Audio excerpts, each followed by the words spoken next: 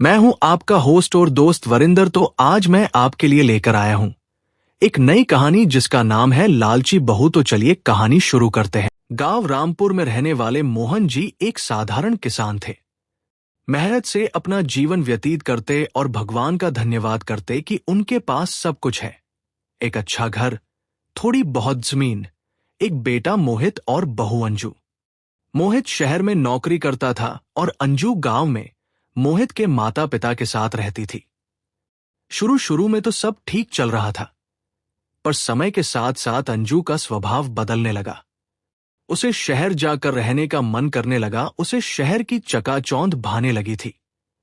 जब भी मोहित घर आता, वो उसे शहर में बसने का ताना देती और कहती, इस गांव की जिंदगी से अब मैं तंग हो गई हूं।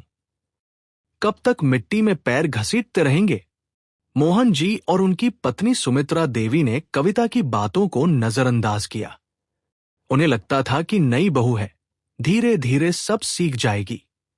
लेकिन अंजू का लालच धीरे धीरे उनकी जिंदगी में जहर घोलने लगा। अंजू को गांव की जिंदगी तंग लगने लगी थी।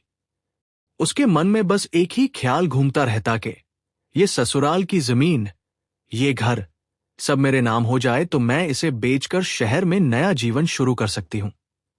एक दिन उसने मोहित से कहा, देखो, तुम्हारे माता पिता बूढ़े हो गए हैं, अब जमीन की क्या जरूरत। अच्छा होगा अगर वो सब कुछ हमारे नाम कर दें। मोहित अपने माँ बाप का आदर करता था।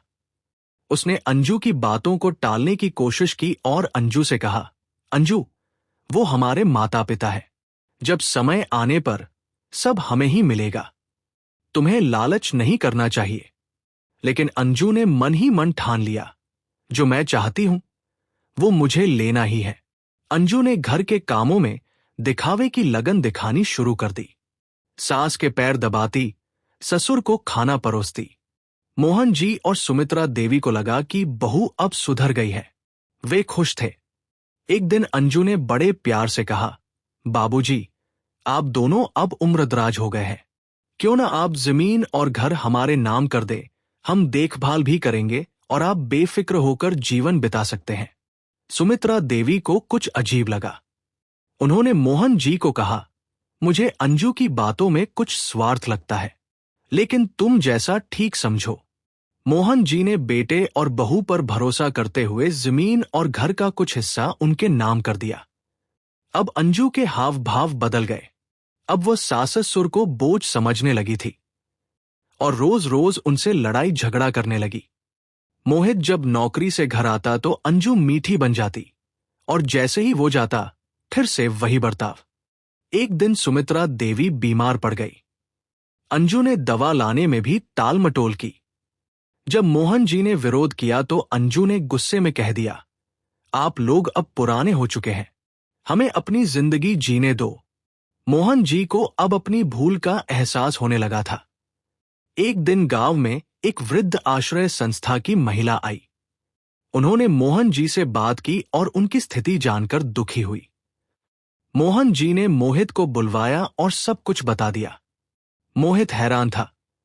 उसने अंजू से जब पूछा तो उसने बेहिचक कहा, मैं तंग आ चुकी थी इनसे, क्या करूं, मैं शहर जाना चाहती हूं।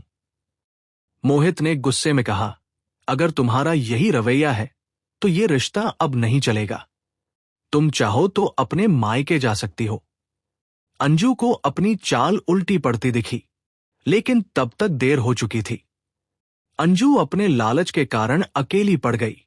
मायके में भी किसी ने सहारा नहीं दिया। इधर मोहित ने अपने माता पिता से माफी मांगी और वकील से सलाह लेकर बचे हुए संपत्ति के हिस्से को सुरक्षित किया। मोहन जी और सुमित्रा देवी को वृद्ध आश्रय संस्था से मदद मिली और गांव में एक सम्मानजनक जीवन फिर से शुरू हुआ। अंजू की कहानी हमें ये सिखाती है कि लालच हमेशा विनाश की ओर ले जाता है। रिश्ते भरोसे और प्रेम से चलते हैं, छल और स्वार्थ से नहीं।